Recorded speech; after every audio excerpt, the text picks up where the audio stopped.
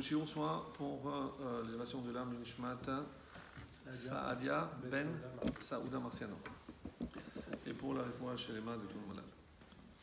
Alors, on attaque une paracha difficile, une paracha qui porte un nom incompréhensible, c'est Yitro.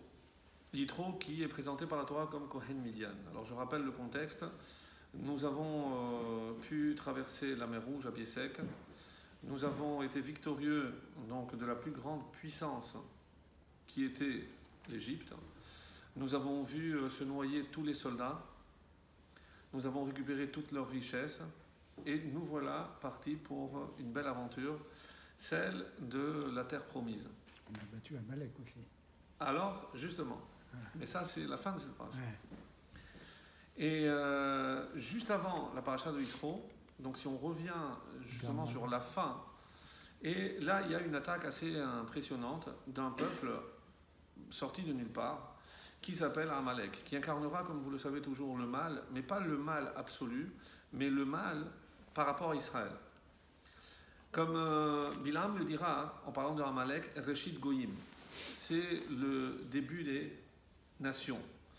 Autrement dit, comme Dieu a créé un principe, Zele ou Matze bara Elokim, Dieu a créé toujours un équilibre dans le monde, et dès que Israël verra le jour, il faut aussi une force qui s'opposera à Israël.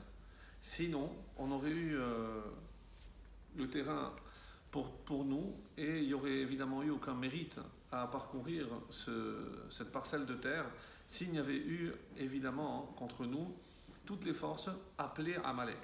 Alors c'est vrai que dans la paracha, on ne sait pas d'où il sort et qui plus est, si vraiment il en voulait aux Juifs, pourquoi avoir attendu qu'il sorte d'Égypte? Pourquoi n'être pas venu voir le pharaon pour lui prêter main forte? Mais voilà, nous on a de la main d'œuvre, vous voulez les torturer, là c'est bon, c'est notre métier, nous aussi on veut faire du mal aux Juifs. Non, tant qu'ils étaient asservis en Égypte, ils ne constituaient pas un danger, une menace pour Amalek. Dès qu'ils sortent, certains diront, et comme vous le verrez d'ailleurs, ils sortaient pour aller où? Alors vous allez dire pour recevoir la Torah. Mais à aucun moment, Dieu n'annonce à Moshe qu'ils allaient recevoir la Torah. Mais regagner la terre d'Israël. Ça a toujours été dit, ça a toujours été écrit. Donc, vraisemblablement, lorsque Amalek, qui apparemment était tapi et attendait l'occasion, dès que Israël s'apprête à regagner la terre d'Israël, là il sort les griffes. Il sort les griffes. Comment oser s'attaquer à un peuple qui a joui de miracles incommensurables et on ne peut pas imaginer qu'il n'était pas au courant. Puisque comme vous le savez, même Yitro qui était beaucoup plus loin, Vaishma Yitro, comme on le va, donc lui il a entendu et que dira Rashi, Milchemet Amalek. Donc lui aussi, Kriyat Yamsouf. Donc tout le monde était au courant des miracles que ce Dieu, pour l'instant inconnu, avait fait pour cette horde d'esclaves sortis de nulle part. Mais c'est faux. Mes amis, c'est qu'on a tendance à oublier qu'il n'y a pas si longtemps que cela, on avait rencontré un personnage appelé Noach. Noach connaissait l'histoire de Adam. Noach a transmis à son fils, à ses fils en tout cas. Un a repris le flambeau. Donc, on ne peut pas imaginer qu'en quelques générations, l'humanité entière avait oublié le Créateur du monde. C'est inconcevable. C'est inconcevable qu'on ait pu sombrer dans une telle idolâtrie. Comment, à peine quelques générations plus tard, toute l'humanité a oublié, le pharaon a oublié Yosef. Bon, déjà on lui en veut, mais que l'humanité tout entière ait oublié le Créateur du monde. Ça apparemment ça ne semble choquer personne. Et voilà, les voilà tous idolâtres. Et lorsque cette horde d'esclaves descendant d'un personnage un petit peu bizarre qui s'appelait Abraham, certes lui aussi a eu des miracles, mais il paraît qu'il s'est circoncis, il paraît qu'il a été prêt à tuer son fils. On ne fait pas cas des fous. Donc pour l'humanité, Abraham est passé de l'autre côté. À Ivry, de l'autre côté. Il est passé de l'autre côté. Donc pour eux, ils ne comptaient pas. Et voilà quelques générations après, se présentent ses descendants en levant la bannière de Dieu, en disant on va regagner la Terre Sainte. Tu sens cela? Quoi, alors c'était vrai? Donc c'était pas une utopie? Donc c'était vrai. Et là, Amalek sort les griffes. Quand nous verrons ici ce que Yitro a entendu, c'est assez intéressant. Pourquoi? Parce que, qu'est-ce qu'il a entendu? Le texte dit Vaishma Yitro, Choten Moshe, et Kol Asher Asa Elokim. Tout ce que Dieu avait fait, les Moshe, Israël, Amon. Tout. Alors pourquoi Rashi? Pourquoi le Midrash doit dire oui, mais qu'est-ce qu'il a entendu vraiment? La Torah te dit. Pourquoi ne pas dire et accepter ce que la Torah te dit? Oui, mais Yitro a tout entendu. Les 10 plaies, l'ouverture de la mer Rouge, tout. La manne. Mais il a aussi entendu le fait que Dieu ait sauvé Pharaon. Et il s'est dit, bah, c'est un Dieu du coup qui certes est sévère, mais qui arrive aussi à sauver et à pardonner également. Et à faire du coup de la méchanceté une force. Parce qu'après, Pharaon va faire tchouva. Donc c'est peut-être parce qu'il a entendu ça qu'il s'est dit, et si c'est ce Dieu-là, et c'est pas qu'un Dieu de méchanceté, alors je veux aussi rejoindre ce peuple-là. Parce qu'il a fait Teshuvah, Yitro. Paro a fait Teshuvah, Yitro s'est converti. Yitro s'est converti. C'est pourquoi il a fait Teshuvah pour Paro. Pour Paro, reconnaître la grandeur de Dieu et la suprématie de Dieu dans le monde, c'est tout ce à quoi on aspirait. Il faut bien comprendre que, on va en parler, parce que si on dit que le monde ne peut pas tenir sans Torah, qu'est-ce qui s'est passé jusqu'à Matan Torah? Qu'est-ce qui s'est passé jusqu'au Sinaï? Qu'est-ce qui s'est passé jusqu'au 6 Sivan de l'an 2448? Si la Torah n'avait pas été donnée, alors comment le monde tenait? Il y avait déjà la Torah. Force est de constater, et d'abord de conclure, que la Torah a toujours été là. Elle n'était pas écrite, mais elle était dans les... Il y avait Yeshivat Shem et Ever. Alors il y avait Shem et Ever, il y avait Abraham qui a mangé de la matzah, il y a Lot qui a mangé de la matzah. Donc il y a... Alors, c'était une tradition la Torah. Alors, justement, je voudrais qu'on réfléchisse. Qu'est-ce qui a changé avant Matan Torah, puisque nous avons la preuve que la Torah était là, et après Matan Torah? La Torah, elle a été écrite. On l'a acceptée. Elle s'est En matérialisée. parlant de ça, Aviel, est-ce qu'on avait le choix? Si Dieu te met la montagne sur la tête et te dit si tu l'acceptes, c'est bien, sinon c'est là que tu seras ta sépulture. Ah, merci. Est-ce qu'on l'a vraiment accepté? Est-ce que ça s'appelle un choix? Est-ce que, sincèrement, je veux dire, et voilà, la Gemara dans Shabbat, vous la connaissez, puisqu'on l'a fait souvent à Shavuot, c'est le même passage. C'est quoi cette façon de donner la Torah? On a déjà dit, Tosfot, sur place, dira, mais on a déjà dit, Naseh Vinishma, quel besoin de mettre une pression pareille sur ce peuple qui t'avait déjà dit, je veux la Torah, c'est bon. Elle n'était pas transmise individuellement. C'était une loi orale. Elle était plus orale. Elle n'était pas écrite. Certains vont avancer cette réponse. Oui. Quand ils se sont engagés sur la Torah écrite. Mais Dieu les a obligés à accepter aussi la Torah orale. Parce que tant qu'ils ne savaient pas ce que c'était la Torah orale, ils risquaient de faire marche arrière. Donc, est-ce que Dieu ne pouvait plus se permettre une marche arrière après 26 générations depuis Adam, où enfin on a un peuple qui est capable de réparer et de porter la responsabilité du monde sur leurs épaules? C'est vrai ce que vous avez dit. Jusqu'à présent, c'était des individus. Chanor par-ci, Chet par-là, Shem, même Noach, mais c'est des individus. Ils ne pouvaient pas répandre dans ce monde la présence divine. Et c'est pour ça qu'il faudra absolument comprendre qu'est-ce qui a changé avant Matan Torah et après Matan Torah. Si vous me dites oui, elle était écrite, c'est pas tout de suite. Ce qu'ils vont recevoir, et au bout de 40 jours, c'est les pierres, avec 10 commandements qu'ils avaient déjà entendus. Et le Sefer Torah de Moshe. Non, c'est à la fin de sa vie. À la fin de sa vie. À la fin de sa vie. Pour l'instant, non. Donc, Première question. Qu'est-ce qu'il a entendu, Rashi? Mash moi shama ou bas? Non. Je sais ce que tu as dit, qu'il a tout entendu. Mais quel a été l'événement déclencheur? Parce qu'il aurait pu très bien faire comme la majorité de l'humanité. Ils ont entendu, mais tout le monde a entendu. Tous les fleuves du monde se sont séparés par écho à ce qui s'est passé à la mer des Joncs, à Yam-Souf. Donc tout le monde avait entendu. Mais lui, il ne s'est pas contenté d'entendre. Vaishma yitro chotem Moshe.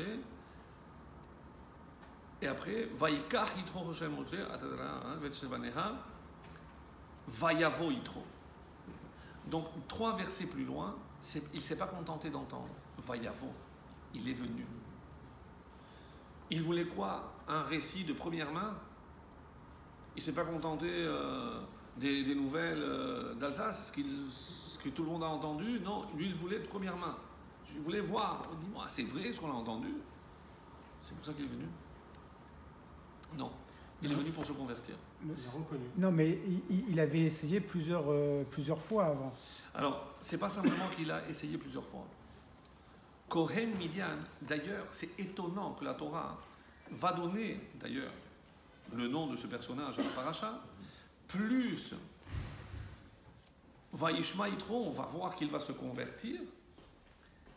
Et pourquoi avoir fait cette mention Kohen Midian? C'est le prêtre quand même de Midian. Midian, c'est la capitale de l'idolâtrie.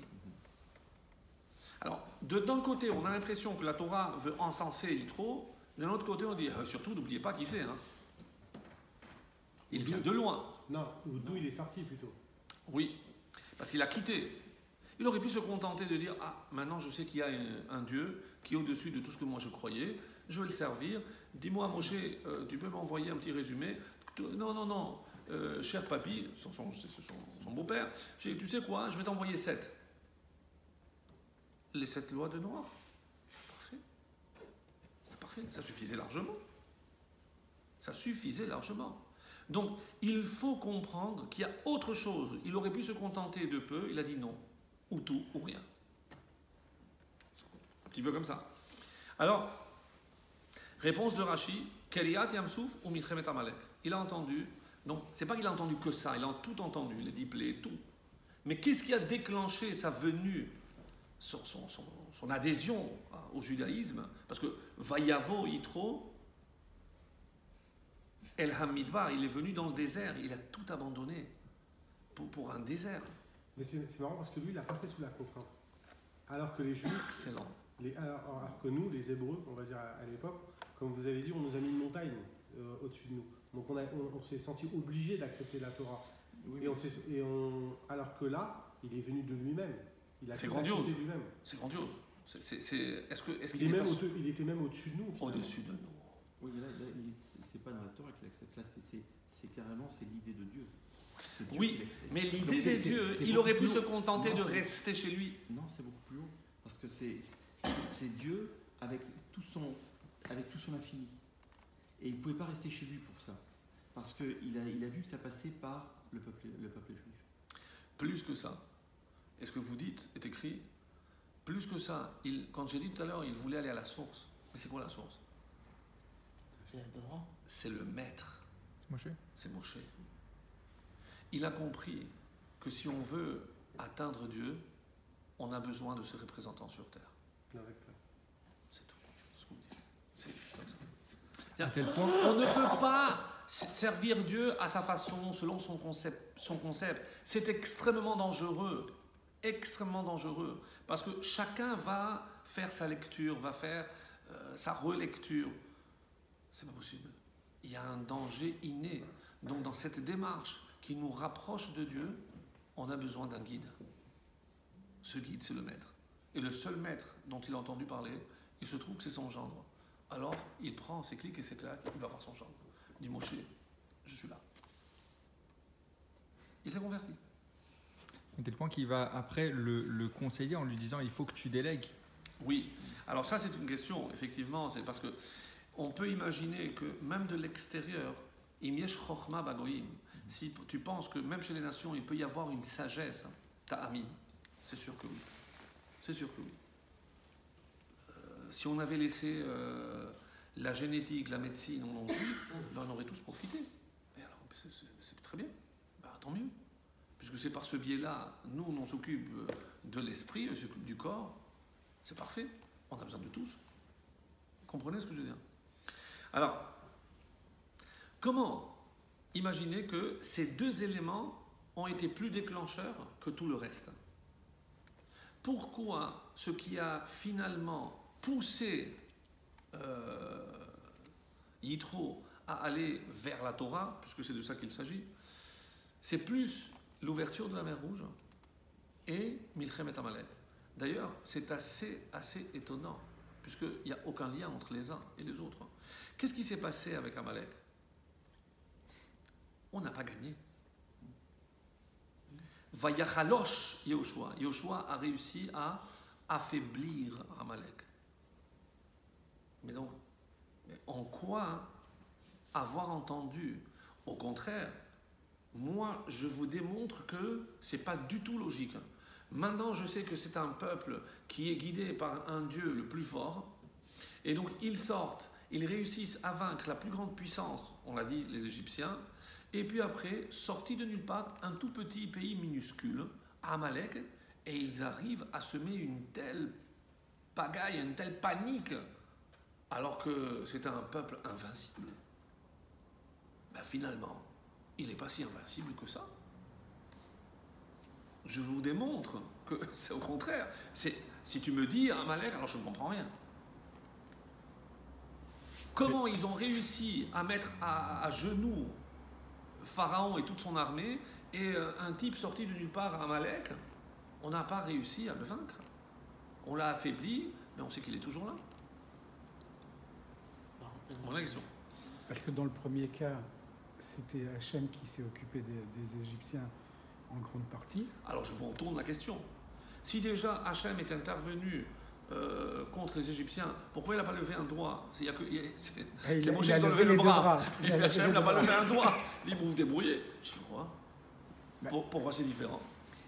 Ils les ont vaincus, mais ils ne les ont pas exterminés. Non. Je m'excuse. Pour créer le doute. Contredire. C'est pas le même combat déjà. Ils l'ont laissé vivant. Vayachalosh Yehoshua et Amalek et Amo. Il a affaibli Amalek. À aucun moment, on parle de victoire. Pire, jusqu'à la fin, Midor d'or, c'est une guerre de génération en génération, comme dira Balatourim, Yemot HaMashiach. Jusqu'à la fin, on les aura derrière. Ils seront toujours là, sous d'autres formes. Tantôt c'est Haman, tantôt c'est Hitler, peu importe. Il l'a pour? C'est pas faux. C'est pas faux. En tout cas, pour empêcher de s'endormir sur ses lauriers, ça c'est sûr. Tout à fait. Alors, j'ai ici quelques commentaires justement sur ce point-là que je vais vous lire. La Mechilta, je rappelle, c'est le Midrash d'où s'est inspiré Rashi. Rashi, comme vous le savez souvent, rarement apporte une explication, surtout si c'est par rapport à une interprétation de son cru. Même s'il avait certainement de bonnes vignes, mais ce n'est pas de son cru. Mechilta. Ezo chez moi, Yitro Shama Oba. C'est la Mechilta, donc il a repris Rashi les mots de la Mechilta. Rabbi Yoshua Omer, Milchemet Amalek.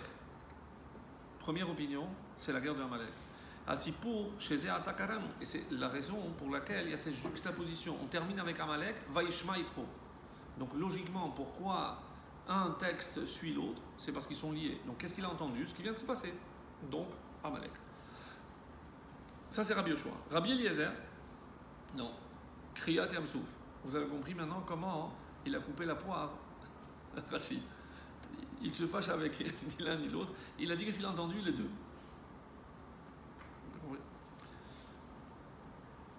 Alors, Rabbi Eliezer dit, Kriyat Yamsouf, ki ha'eru ha'azeh nishma miketze ha'olam ve'ad katzeu, comme on vient de dire, l'ouverture de la mer Rouge, ça a traversé tout le monde. Tout le monde, lorsqu'ils ont vu se fendre toutes les cours d'eau, ils ont dit qu'est-ce qui se passe? Et c'est comme ça qu'ils ont su qu'il s'était passé quelque chose, forcément, chez le peuple juif.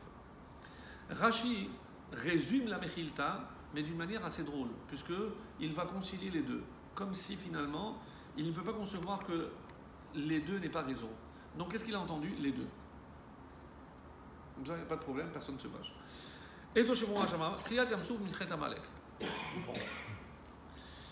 Un autre commentaire, Mizrahi, l'Edad, un commentaire sur Rashi. L'Edad Rashi, Shetea deot bemechilta enan chalukot zoimzo, lachen hevi et shtehem keachad.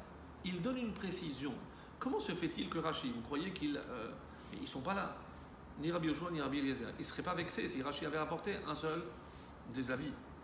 Donc, si Rashi, regardez la précision chirurgicale, si Rashi rapporte les deux, qu'est-ce que ça veut dire? Qu'il pense qu'il n'y a pas de contradiction, que les deux sont vrais. C'est les deux. On a du mal à concilier les deux. Le Maharshal, Me'echad le Rashi sheitro loba biglal hannes shel Haman. Rashi, on a beaucoup de respect pour toi.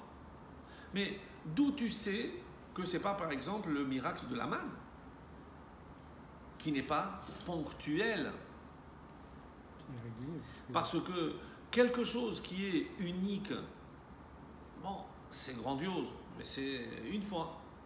Mais la manne, c'est un miracle tous les jours. Il pouvait le voir. C'est beaucoup plus grand. Alors c'est ce qu'il dit. Ou alors, le puits de Myriam. Vous vous rendez compte, cette masse de personnes dans le désert et un puits qui les suit.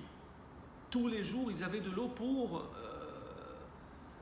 étancher la soif de 3 millions de personnes. Quoi, c'est pas impressionnant ça? C'est pas impressionnant? Énorme. C'est pour ça. Alors, pourquoi tu me dis Amalek? D'abord, on n'a pas gagné, donc je comprends pas. Kriyat Yamsouf, ok, une fois, je comprends, mais c'est pas suffisant. Vaishma Yitro, et kol asher asa Elokim. Il a tout entendu. Donc la manne aussi, le BR de Myriam, tout. Velo neema sheitro ra'a oyada. Mais la différence, c'est qu'il a écouté, il n'a pas vu et il n'a pas su. De là, chez Hagorem Sheinia Oto Lavo, regardez la précision, c'est un commentaire dans la Gemara, cette précision vraiment encore. Comme il y a marqué que c'est Louis, c'est quelque chose qu'il a entendu, c'est pas quelque chose qu'il a vu. La mère, hein, donc, comme on a vu, on pourrait dire. Donc, Haya Chavaya Kol Shei, mais Ha'avar, chez Haya Yachol Rak Lishmoa. Donc, il doit forcément s'agir de quelque chose qu'il a entendu. Si, comme on avait dit, si c'était l'eau, mais ça on peut le voir, puisque c'est toujours là. Si c'est la manne, on aurait dit il a vu, donc c'est quelque chose qui est encore là. Comme c'est quelque chose qu'il a entendu, ça veut dire qu'il a entendu, mais il n'y a plus. Bon, ça ne répond pas, on aurait pu dire les 10 plaies. Oui, aussi. Ça aurait été plus... ולא חוויה קיימת שהיה יכול לראותה בעצמו, ואילו המן ובעלה של מרים היו קיימים באותה שעה, והיה יכול לראות בעיניו. Donc ça aide un peu, mais c'est pas toujours assez satisfaisant. Donc on a pu éliminer une partie, mais pas tout. Gourarié, Maharal. Madoua Yitro Yitrachem et Amakot. Pour l'instant, personne n'avait posé la question. Mais pourquoi c'est pas les plaies? Parce que si déjà tu parles d'événements uniques et pas répétitifs, alors parle-moi des plaies. Il y en a eu 10. Et comment ces plaies-là savaient distinguer entre les Juifs et les Égyptiens? C'est ça ce qui est grandiose. Donc en soi, c'est déjà aussi un miracle. Pourquoi il n'a pas été impressionné par les Makot? Chez Hachem Natan le Mitzrayim, Kevan chez Makot ayum mugbalot rak keneged eretz Mitzrayim. Et il dit non, parce que ça a ciblé que l'Égypte. Velo keneged amim acherim, et ça n'a pas touché d'autres peuples. Veze davar shledat Yitro, et d'après toujours Yitro, gam kochot avodat zara yecholim la'asot ve'eno mochiach adayin shegadol Hashem mikol Elokim. C'est grand ce qu'il dit. Il a dit non, c'est pas assez impressionnant. Pourquoi? Parce qu'il y avait encore des forces, et certains qui détenaient des forces qui pouvaient s'abattre localement. Donc, ce n'était pas une preuve suffisante, c'est le Maharal. Par contre, Milchemet Amalek ve Kiryat Yamsouf, Hishpiu al Klalut HaBeria, ça a eu une influence sur l'ensemble de la création. B'Mahalach Milchemet Amalek, Moshe Garam le Shemesh La'atzor. Et là, on arrive à quelque chose qu'on avait passé sous silence. Vous connaissez ce midrash que, vu que le soir tombait et qu'on n'avait pas réussi à affaiblir et à chasser Amalek, qu'est-ce qu'il a fait Moshe? Il a arrêté le soleil. Attends. Il a arrêté le soleil. Mais arrêter le soleil, tout le monde a compris qu'il y avait quelque chose de surnaturel. Comment le soleil s'arrête? Il a compris que c'était plus de la sorcellerie, quoi. Ah, là c'est quelque chose de grandiose. Ça c'est quelque chose d'unique. Et ça, sans le Maharal, d'après Rashi, jamais on aurait pu entendre. On n'aurait pas pensé à ça. C'est-à-dire que ce sont deux événements qui ont une influence sur le monde et sur la planète, sur l'univers entier. Ça, c'est quelque chose qui est au-delà de tout ce que aucun homme, aucune force connue de l'homme pouvait atteindre. C'est-à-dire qu'il a pu le constater de là où il était. Oui. En fait, les deux, c'était les deux. Les deux. Parce qu'il y a eu un impact. Donc c'est ce qu'il dit. Hishpiou ala klalout, un impact sur l'ensemble de la Bria. Donc par rapport à la Milchemet Amalek, ils ont arrêté le soleil. Tofa'a shehishpia al-olam kulo, et ça tout le monde a subi les conséquences. וכאן קריית הים פגע ביסוד המים שבין ארבעת יסודות הבריאה והשפיעה על כל המים שבעולם. Puisque Dieu a touché un des 4 éléments de la création, toutes les eaux ont été touchées par ce phénomène, comme vous le savez. Vezo avoda sheochicha liyitro. Ça a prouvé à Yitro qui Hashem sholet ala teva beofen she'en le'af koach ba'olam. Cette maîtrise de la nature, personne, aucune science, aucune avodazara, personne n'a jamais atteint cette chose-là. Il a dit là, on a affaire à quelque chose de divin. Exactement. Ça, je veux voir de près. Il a compris que c'était le créateur. Oui. À ce moment-là. Oui. C'est pour ça que Vaishma, certains disent, c'est pas il a entendu, il a compris. Pourquoi? Qu'est-ce qu'il va dire? Atayadati qui est Gadol Elohim, comme il a dit. Je reconnais que Dieu est. Il a reconnu. Atayadati qui Gadol Hashem Mikol Ha-Elohim qui Badavar Asher Zadou. Donc là, il a dit, il n'y a pas plus grand que lui. Et il était bien placé pour le savoir. Lui, il connaissait toutes les idolâtries et toutes les formes d'idolâtrie. Un dernier, Ibn Ezra, de chez nous. Parasha zo ketuva kan kede le'atziv et yitro le'umat Amalek she'uzkar beparasha hakodemet. Amalek ba lehara al bnei Israël ve'lo yitro asa imahem chesed. D'une simplicité, d'une profondeur qui, on aurait pu dire, bon, c'est joli ce qu'il dit, je vais le traduire tout de suite, mais ça va aller plus loin, puisque la chassidoute ira se basant sur ce Ibn Ezra, ce qui est incroyable. Incroyable. Pour apporter une preuve du Zohar. C'est incroyable. Qu'est-ce qui s'est passé? On voit un peuple qui vient pour faire du mal à Israël. Donc, de la même façon qu'il y a une force extérieure qui vient pour causer du tort à Israël, Amalek, en parallèle, il y a une force de l'extérieur qui vient cette fois-ci pour faire du bien à Israël. Autrement dit, il a fallu, et ça c'est la chassidoute qui va expliquer en profondeur, si on était resté avec les conséquences de Amalek, on n'aurait pas pu recevoir la Torah. Qu'est-ce qui a contrebalancé les effets négatifs de Amalek? C'est il fallait que d'autres forces du mal, en l'occurrence l'idolâtrie, viennent, et pas n'importe quel idolâtre, le plus grand de tous. Le plus grand de tous. D'abord, c'est un message d'un optimisme incommensurable. C'est-à-dire comment les forces de la Toum'a peuvent basculer dans la force de la Kedusha.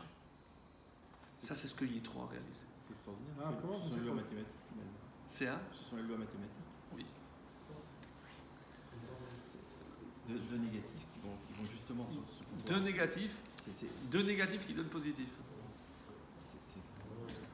C'est incroyable. Alors, comment ça se fait que juste avec Hachem, on n'a pas pu avoir cette émouna, entre guillemets? Pourquoi on a besoin d'une œuvre, même une extérieure, même si c'est bien?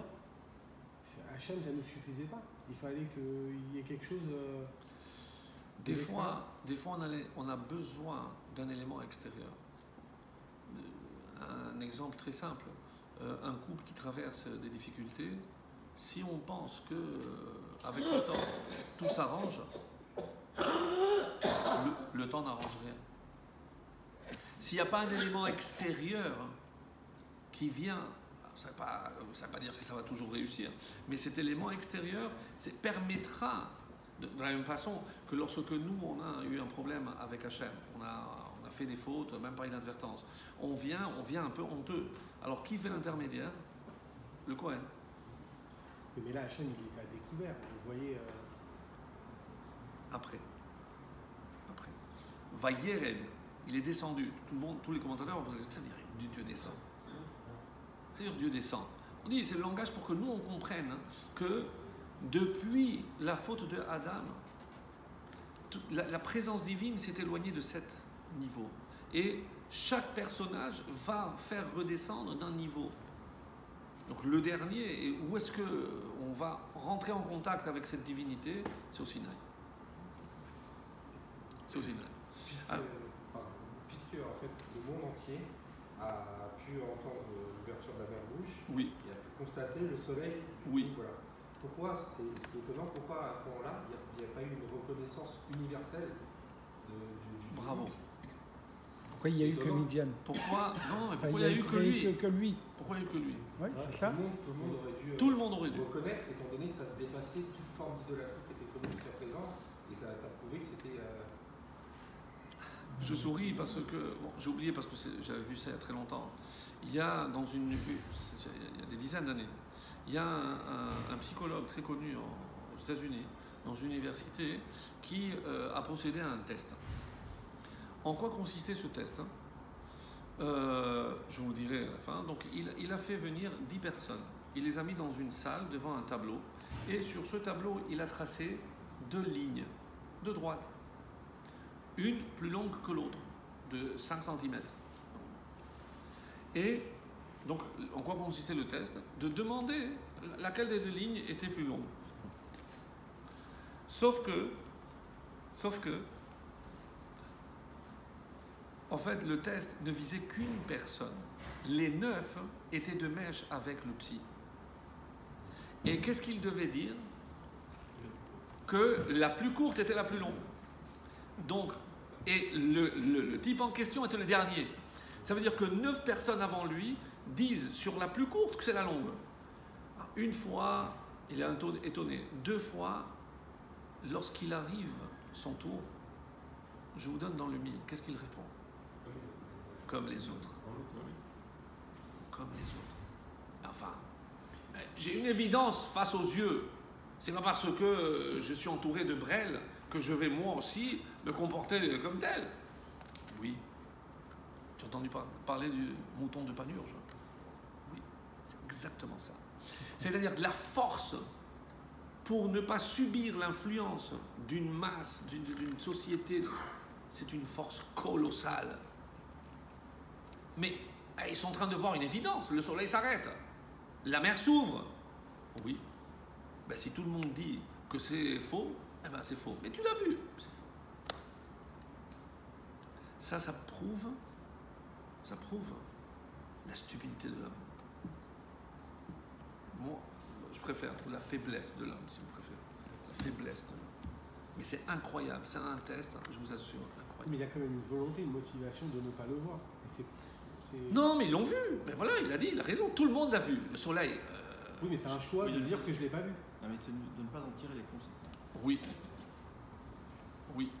C'est-à-dire que ce que ça implique devrait engendrer de tels changements dans mon petit confort que je ne suis pas prêt. Je préfère dire je n'ai rien On vu. tourne la tête, quoi. Je tourne la tête. Exactement. Mais écoutez, mes amis, c'est pas comme ça que beaucoup de nos coreligionnaires agissent ou réagissent. Pourquoi attendre certains... Pardon ? C'est peut-être un peu moins flagrant, mais je sais pas. Moi, je dirais que non. C'est toujours aussi flagrant. Et même nous, on est comme ça. Tout le monde est un peu comme ça. On est comme ça. Attends, tout le monde est comme ça. Il n'y a de pire aveugle, dit le dicton, que celui qui ne veut pas voir. Parce que j'ai la possibilité de voir, mais je préfère voir. Donc, vous avez dit d'ailleurs, Amalek a été affaibli. par Yoshua. Oui. Mais à un moment, Amalek a été vaincu complètement. Il ne sera battu qu'à la fin des temps. La guerre, je lis, Vayachalosh, le mot est sans équivoque. Il a affaibli. Chalash, il a affaibli. Vayomer Hashem el Moshe Ketov. D'ailleurs, Ketov Zot, ce qui vient de se passer, qu'il y a quand même malgré tout un peuple qui a osé vous défier, malgré tout, écris-le pour la postérité, pour que vous vous rappeliez qu'il y aura toujours un Amalek pour vous rappeler à l'ordre. Mais quel était le motif qui a fait qu'ils se sont attaqués au peuple juif à ce moment-là? Est-ce qu'il y a eu... Parce que pour qu'il y ait une guerre, il faut qu'il y ait une cause. Juste avant Amalek, qu'est-ce qui s'est passé? Massa ou Meriva, il y a eu une dispute par rapport à l'eau. Vayikra Shem Hamakom, c'est la fin de Béchalar, et il a appelé cet endroit-là Massa ou Meriba, la dispute. Al-Riv Ben Israël, à cause de la dispute, parce qu'ils se sont disputés, c'est là où Moshe avait dit Od Me'at Iskalouni, encore un peu ils vont me lapider. Ve'al Nasotam et Hashem, les morts, et surtout, pourquoi ça porte ce nom? Parce qu'ils ont mis à l'épreuve Dieu, en disant Hayesh Hashem Bekir Benu Im Ayin. Est-ce que Dieu est parmi nous, Im Ayin, ou non? Va y avoir Amalek. Ça a été une conséquence. Quand est-ce que Amalek attaque? Lorsque on commence à se poser la question, évidemment, pas si Dieu existe, Chas de Shalom, Bekir Benu, est-ce que c'est lui vraiment qui dirige notre vie? Est-ce que c'est lui qui est le maître de l'histoire? Ou alors, il joue au dé avec d'autres planètes, une fois qu'il nous a jetés en pâture ici aux aléas du destin et des lois naturelles qu'il a imposées, il s'est détourné, il est allé vers d'autres mondes. Bekir Benu. Il y en a qui disent que c'est au sein du peuple juif, ou Bekir Benu, est-ce qu'on est porteur véritablement d'une étincelle divine? C'est-à-dire qu'on a commencé à avoir le doute. Le doute, Amalek, il est là. C'est pour ça que c'est la même valeur numérique, comme vous le savez. Hayeshbe Hashem Bekir Benu Im Ayin, va y avoir Amalek. Comme vous l'avez si bien dit, évidemment qu'il y a une raison. Évidemment qu'il y a une raison. Amalek ne vient pas sans raison. Il ne veut pas que le peuple juif se rapproche de la terre d'Israël, enfin qu'il reconquérisse la terre d'Israël. C'est ce que ce que je voulais dire dans un premier temps. Et tu as raison. Et tu as raison. Oui. C'était pas du fait du contentieux qu'il y avait précédemment avec Amalek, la descendance. Parce qu'il vient de Esav. Il faut oublier qu'il vient de Esav. Voilà. C'est un descendant de notre frère. Oui, mais il y a eu un contentieux à ce moment-là. Il y a eu un contentieux. C'est sur quoi porter le contentieux? Qui hérite de la terre et qui hérite du ciel? Ne viens pas sous prétexte que tu veux les deux. Tu ne peux pas vouloir les deux. Choisis. Mais dès l'instant où toi tu veux la terre aussi, je ne comprends pas. Moi j'ai renoncé à mon droit d'aînesse et tout, mais c'est pour toi. Prends ce que tu veux, mais alors débrouille-toi avec le ciel, laisse-moi la terre. Et dès qu'on oublie le ciel, c'est-à-dire qu'on s'attache à la terre, Amalek vient demander son dû. C'est pour cela que, en fait, on ne doit pas jouer des fruits de la terre. En quelque sorte. Oui, on peut dire ça. On peut dire ça. Mais ce que disait tout à l'heure Aviel, c'est-à-dire quand est-ce qu'il vient? Alors bon, on a donné une réponse par rapport au doute qui a germé au sein du peuple juif, à savoir si c'est Dieu qui dirigeait le monde ou pas. Mais il y a autre chose, c'est que son but c'était d'empêcher d'aller en Israël. Pourquoi? Parce qu'il savait qu'une fois que le peuple, avec ce niveau-là, s'il était arrivé en Israël tel qu'il était, Amalek a fini son film. Il n'y avait plus de rôle pour lui. Il n'y avait plus de rôle pour lui. Donc, comprendre ici, c'est ce que je voulais vous lire, parce que j'ai trouvé que c'était très beau aussi, c'est le nom de la paracha. Parce que tout, comme vous le savez, l'essence, c'est dans le titre. Donc, forcément, dans le mot Yitro se cache aussi, surtout le fait qu'on ait donné le nom de cette paracha. Je ne vais pas dire la plus importante, parce qu'elles sont toutes les plus importantes. Mais bon, c'est quand même le don de la Torah. C'est quand même le don de la Torah. Yitro Aya Oved Elim. Nul doute que la Torah le rappelle, Kohen Midian, c'est le plus grand péchêtre, c'était la capitale de l'idolâtrie. Midian. Velo Elil Echad. Évidemment qu'il ne s'est pas contenté de servir une seule divinité. Et la Kol Sug Sherak Hayakayam. Tout ce qui existait, il a adoré. Tout ce qu'il existait, il a tout essayé.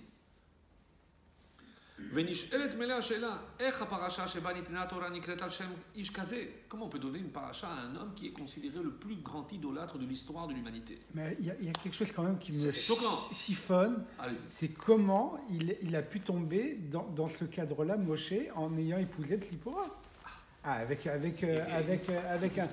Kohen Midian comme ça. Et qu'est-ce qui s'est passé? C'est ça, parce qu'il a... Yaakov.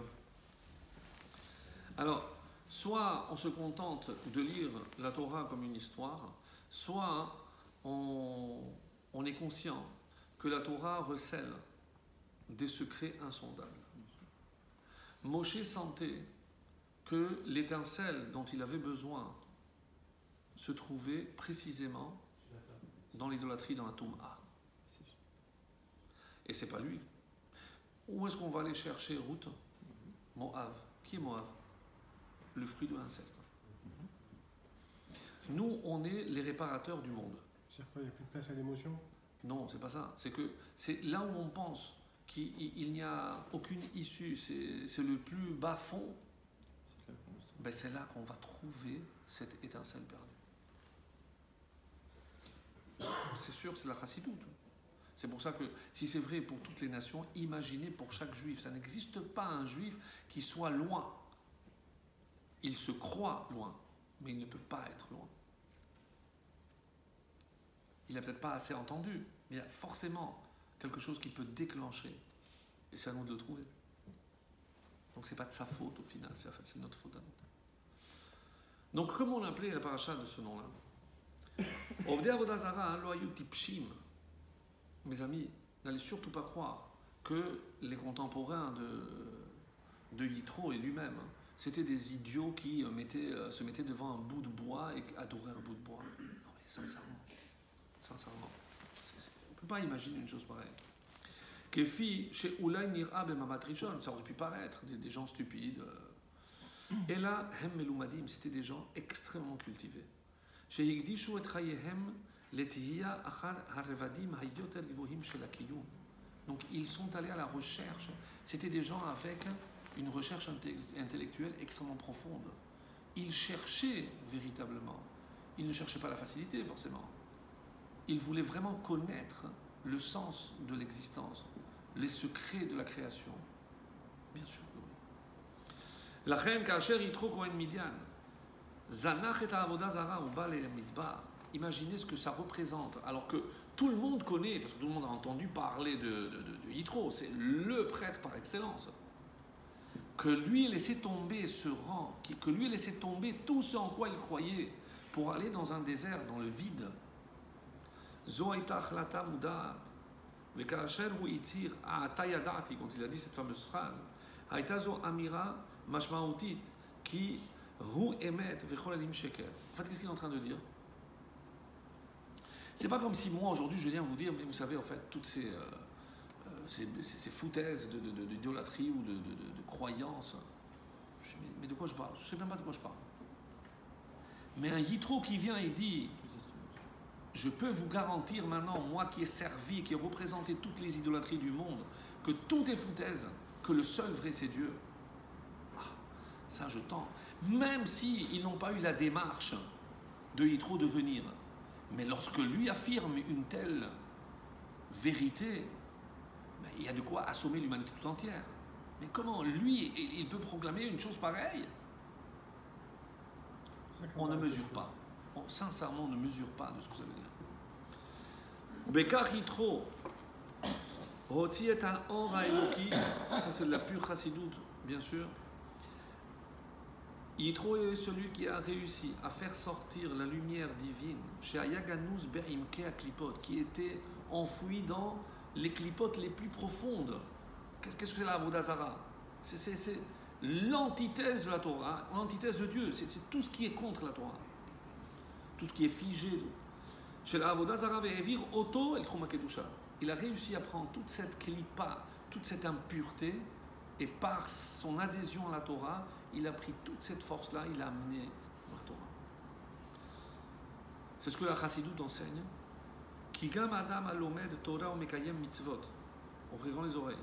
Un homme qui étudie la Torah, qui accomplit des mitzvot. Asui leitim leosif koach bekochot atum'a. Ne croyez pas que parce qu'il fait les mitzvot et qu'il étudie la Torah, il est forcément dans la kedusha. Il peut aussi nourrir les forces de l'impureté. Imhu lomed mitor meni hazar. Si la motivation n'est pas louable. Les machal, par exemple. Almenat lehavgin yeda o lekanter hayil lomde Torah acherim. C'est pour en mettre pleine la figure à d'autres. C'est pour ça que j'étudie. C'est de quoi répliquer. Ou alors, pour montrer à tout le monde sa sagesse. Il ne le fait pas pour Hachem. Qu'est-ce qu'on appelle de la picorée? La plus rien. Vous avez, il y a longtemps, juste dans l'après-guerre, il y a un grand rab qui était de passage à Londres. On lui avait dit que dans la bibliothèque de Londres, ils avaient récupéré plein d'ouvrages, ce qu'on appelle les incunables, des livres qui n'ont jamais été réédités par la suite, uniques. 15e siècle. Ah oui, il y en a jusqu'à aujourd'hui. Donc, lorsque le bibliothécaire là-bas l'a vu, il a dit, vous cherchez quelque chose en particulier? Oui, tous les traités juifs. Ah écoutez, je trouve que je connais très bien l'hébreu. Il lui a dit, voilà, il y a ta. Ah oui, fait oui. Et ils connaissaient, ils avaient tous lu, ils les connaissaient tous par cœur. Mais quand il est sorti un peu dépité. Je sais pourquoi. C'était pas un juif. C'est pas un juif. Qu'est-ce que ça prouve? Que la Torah, c'est pas une information.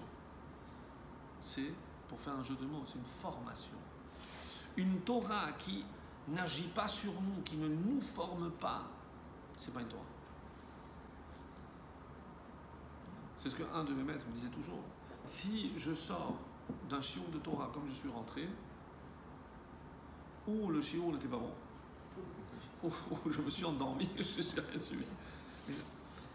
Ça n'a pas d'impact. Je suis sorti comme je suis rentré. Avec un peu plus, impossible. C'est pas possible de sortir d'un shiur sans. Non. On est forcément imprégné de quelque chose. Forcément. Mais très souvent, on voit des prêtres catholiques qui disent qu'ils connaissent le Talmud, etc. Donc ils étondent aussi. Mais ça n'a pas d'impact sur leur vie. Quand on voit les Coréens maintenant. Oui, mais le fondement n'est pas le même pour les tout. Nous, on a une recherche. Surtout ce qu'ils en font après. On a une recherche qu'eux n'ont pas. Écoutez, il faut bien comprendre, et c'est peut-être ça, c'est que si Hachem nous a remis à nous la Torah, ce qu'il nous a fait, on n'a pas encore répondu, mais finalement sous la contrainte, certes. Mais si Hachem nous a remis la Torah à nous, c'est qu'il n'y a que nous qui savons s'en servir comme Hachem attend qu'on s'en serve. Mais c'est parce que quand il a proposé aux autres peuples, chaque peuple a dit « Ah mais non, s'il y a ça comme contrainte, moi je veux pas. Ah s'il y a ça comme contrainte, moi je veux pas. » Alors que nous, on n'a pas demandé. Sur ça, j'ai une très belle explication, très simple, la vérité, mais tellement belle. Je me dis, oui, mais c'est un peu malhonnête. C'est Shalom de parler comme ça, mais Hachem, qu'est-ce qu'il y a dans la Torah? Ne pas voler. Mais à qui il s'adresse? À des voleurs invétérés. Je dis, ouais, Hachem, ah non, c'est ça pour nous. Mais donc, en fait, dis qu'il y a un respect des parents. Ah, mais ça nous parle. Mais pourquoi aller tout de suite à leurs défauts? Qu'est-ce qu'il y a marqué? Tu ne tueras pas. Ah, mais nous, c'est notre métier. Comment tu veux qu'on ne tue pas? C'est quoi l'explication profonde? C'est Maharal pose cette question. Mais on ne peut pas imaginer qu'Hachem vient avec. La soumission? Non, qu'il vienne avec des ruses avec l'homme. C'est pas mais même dans les lois noachiques, il y a ne pas voler, ne pas tuer. Donc à la limite, il l'avait déjà depuis la nuit des temps. Alors écoutez bien. Pourquoi nous on a accepté? La blague, c'était gratuit. Non. Et pourquoi nous on a accepté?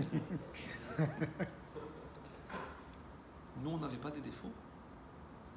Bien sûr. Bien sûr qu'on a des défauts. On a toujours des défauts. Mais on n'a pas cherché à demander quels étaient les défauts. On cherche à se perfectionner. Ah, ça, bah oui.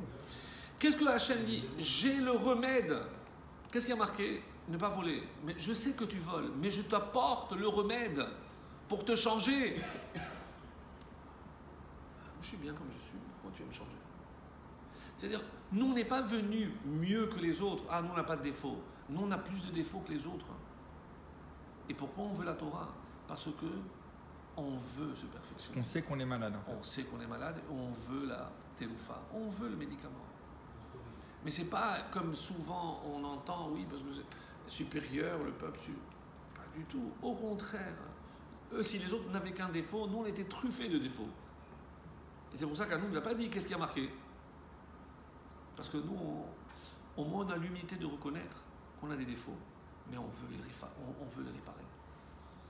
C'est pour ça que je redis, si la Torah n'a pas cet effet sur moi, ça veut dire que je n'ai pas, comme il a dit, c'est pas la vraie approche.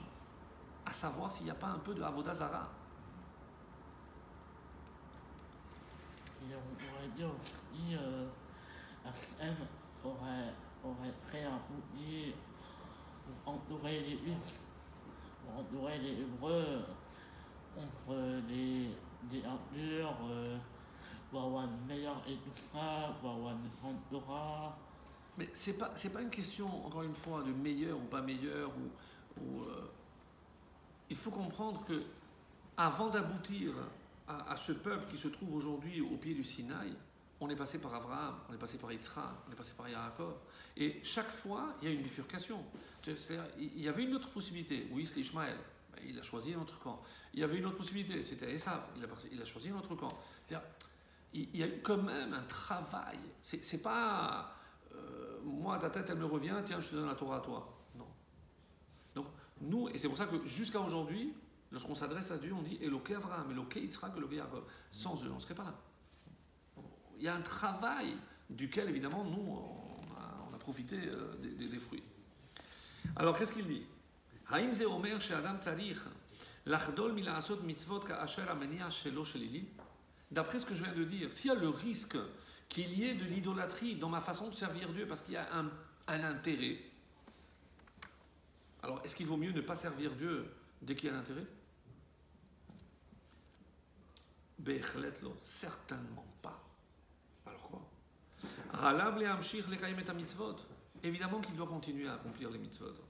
Afilu imam meniim shelo enam teorim, même si ses motivations ne sont pas tout à fait pures. Parce que quand il va faire teshuva, c'est ça ce qu'on dit, que tout lui est compté comme pour le bien. Il finira par comprendre. Exact. Exactement. Mais c'est souvent à la fin du feuilleton. Je ne sais pas si c'est la fin du feuilleton, mais en tout cas. Ah, c'est le début d'un autre. Ou le début d'un autre. Comme il dit, Mamash Kemoitro, et de qui on apprend ça? Que même si au départ, vous n'avez pas remarqué que les plus éloignés, c'est ceux qui font la meilleure teshuva. Bon, ici on a Yitro, mais n'oubliez pas, Resh Lakish.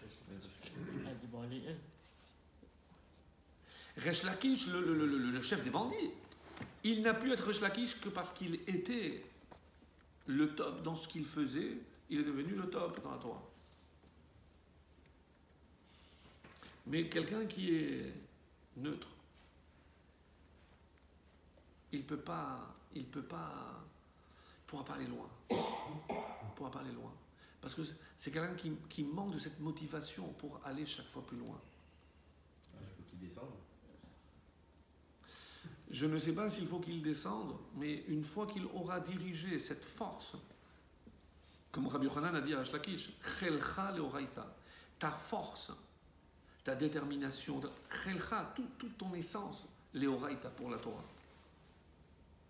Si on est capable de mettre tout au service de la Torah. C'est comme ça qu'il dit, Mamash kemo yitro, chez Hahakara meucheret, c'est vrai qu'il est venu tard vers Dieu, Hevia et haor hatamun betoch hachosher el olam hakedusha.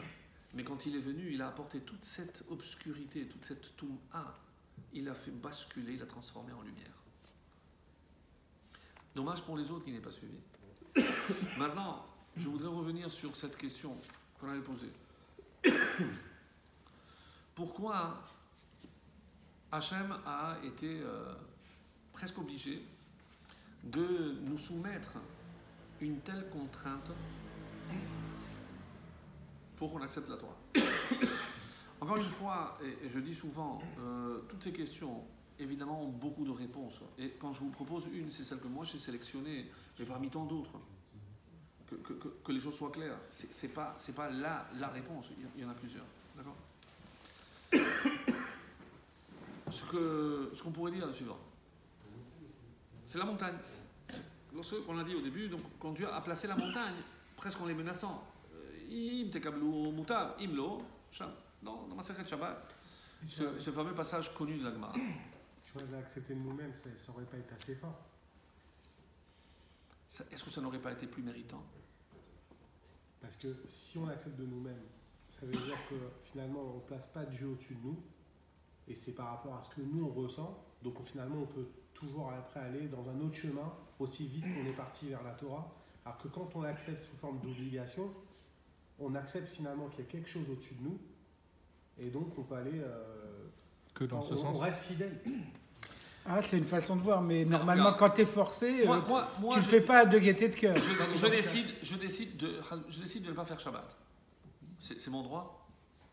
J'ai la liberté de dire je ne fais pas Shabbat. Oui.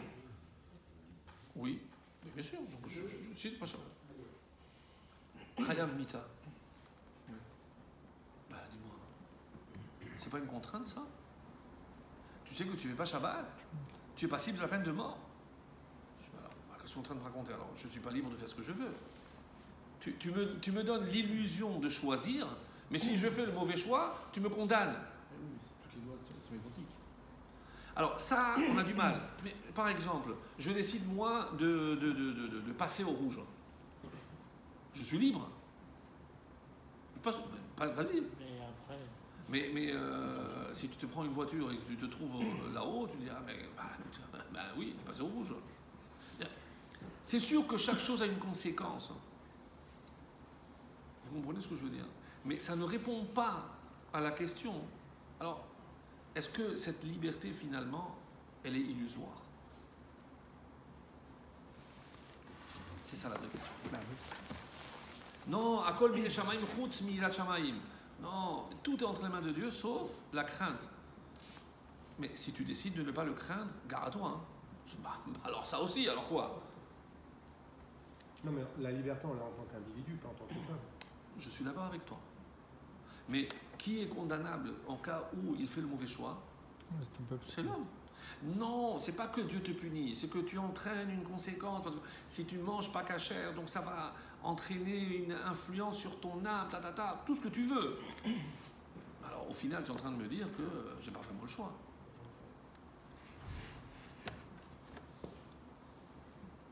Oui ou non? Alors écoutez bien. Lors du mariage,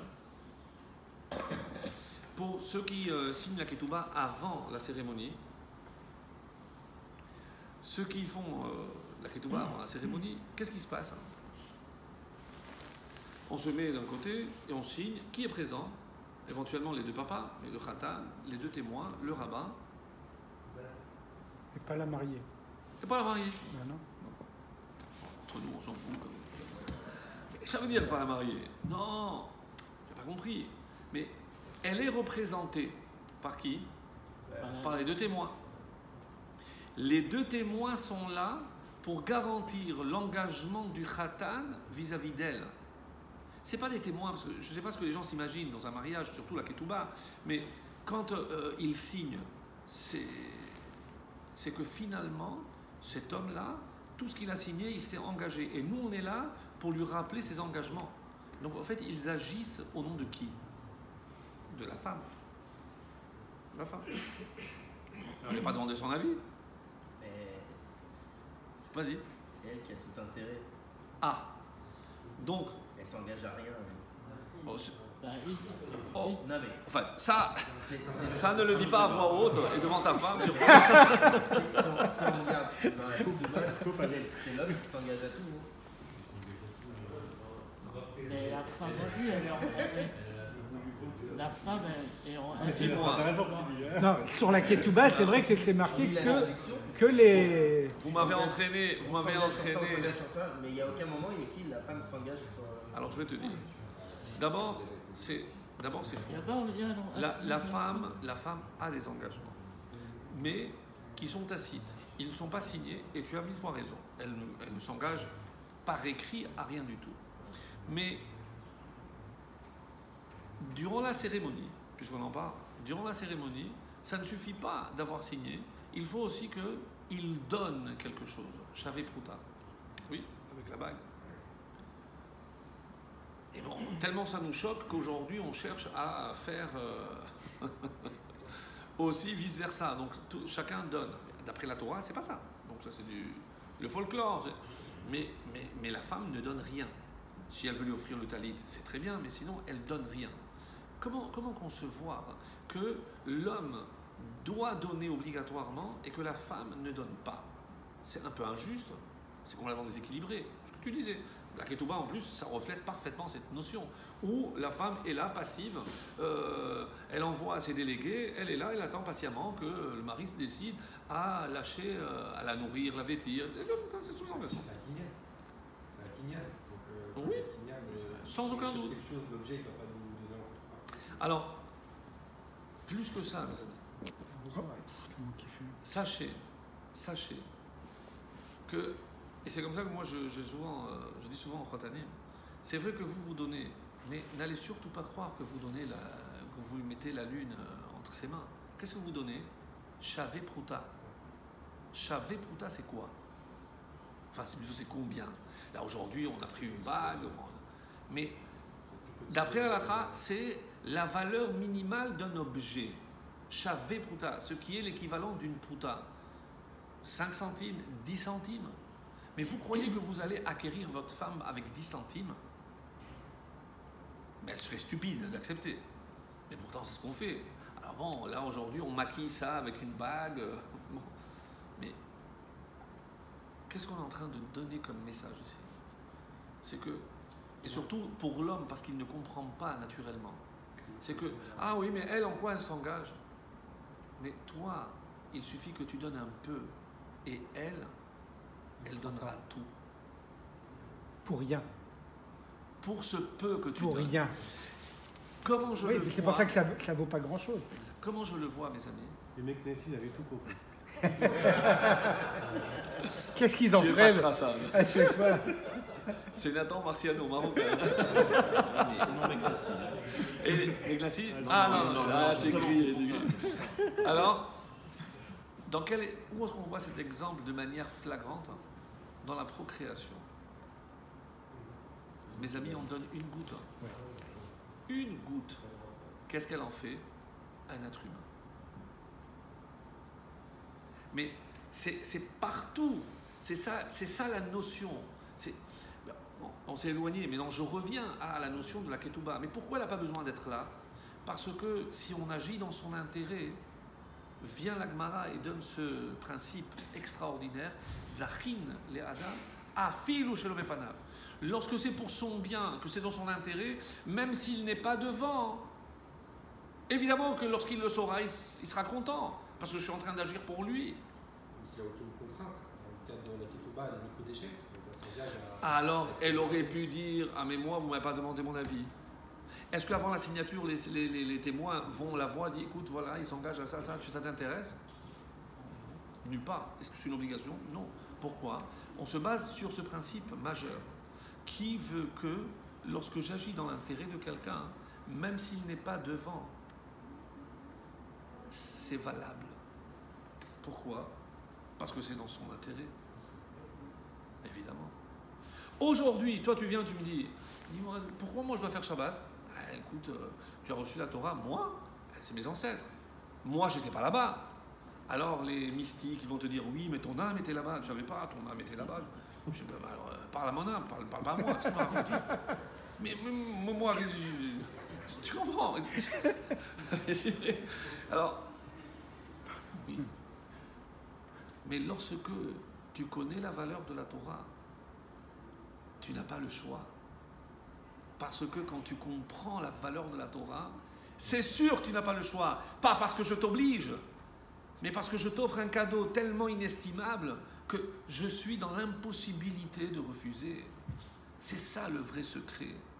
C'est pas la contrainte. Tellement, comme dira la Gemara, et Tosfot dit, mais alors, mais c'est dommage parce que maintenant, on a un prétexte pour dire, ah, mais moi, j'ai dû accepter sous la contrainte. C'est pour ça, qu'est-ce qu'il dit Tosfot?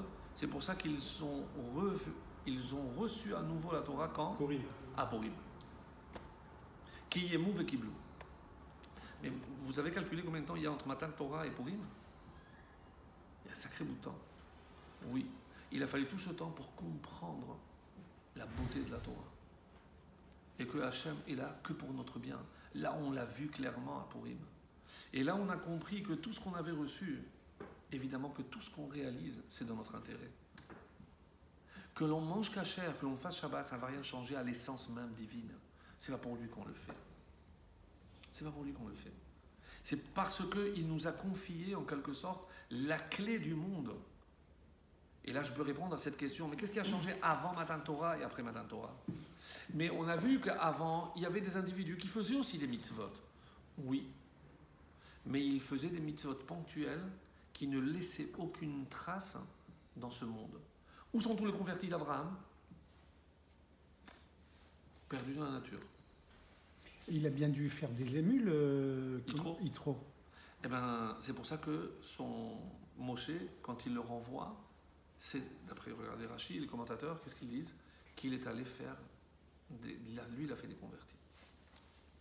Yitro, il a fait des convertis. Et ces convertis sont restés. C'est des drus, plein de versions, qu'est-ce qu'ils sont devenus. Mais eux, ils ont tenu. Et les convertis d'Abraham, zéro. Rien. Pourquoi? Parce que, et c'est comme ça que c'est expliqué dans les profondeurs de la Torah, c'est que qu'est-ce qui a changé avant Matan Torah et après Matan Torah? Avant Matan Torah, on n'avait pas la force d'influencer la matière. On pouvait s'occuper de spiritualité, on pouvait faire des mitzvot. C'est pour ça que Dieu n'a pas donné des mitzvot, parce qu'on n'était pas apte à imprégner la matière de spiritualité. Toi, Abraham, c'était ça? Il a rien. Mais où sont passés? C'était Philine, on ne les connaît pas. Il a mangé la matzah, parce qu'il a compris que... Mais il n'a pas reçu d'ordre, parce qu'il n'était pas apte encore à influencer ce monde. Après Matan Torah, pour le dire d'une manière très simple, qu'est-ce qui a changé? Désormais, on peut unir le ciel et la terre. C'est pas Dieu dans les hauteurs et l'homme en bas. C'est chaque mitzvah que je fais aujourd'hui. C'est pour ça qu'il a compris, même si je le fais, mais chaque mitzvah que je fais dans le monde aujourd'hui a un impact sur l'univers tout entier, pas sur ma petite personne. Un juif qui transgresse Shabbat, il contribue à la perte, à la destruction du monde. Un juif qui respecte Shabbat, il contribue au maintien du monde entier. C'est pas son petit monde. Et c'est ça la grandeur de la Torah. Et c'est ça le cadeau inestimable que Dieu a fait.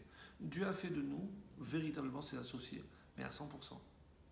C'est pour ça que tout ce que l'on fait a un impact. Et c'est ça, la Torah. C'est ça les mitzvot. Comment je peux unir le ciel et la terre? C'est à travers les mitzvot. L'exemple du mariage que vous avez pris est le véritable exemple qui est, quand on a la Ketouba à Shavuot, on prend bien justement cet exemple-là. Exactement. Exactement. C'est un vrai mariage dans le sens et les témoins, le ciel et la terre. Et pourquoi le ciel et la terre? Parce que Bereshit bara Elokim et Hashamayim et Haaretz. Mais qui va unir ces deux dimensions? C'est nous. Et il fallait quelque chose de grandiose pour pouvoir unir le ciel et la terre. Ça s'appelle la Torah. Et c'est ça le mitzvot. Voilà ce qui a changé et voilà ce que ça veut dire recevoir la Torah. C'est unir le ciel et la terre. Hachem nous aide. Amen.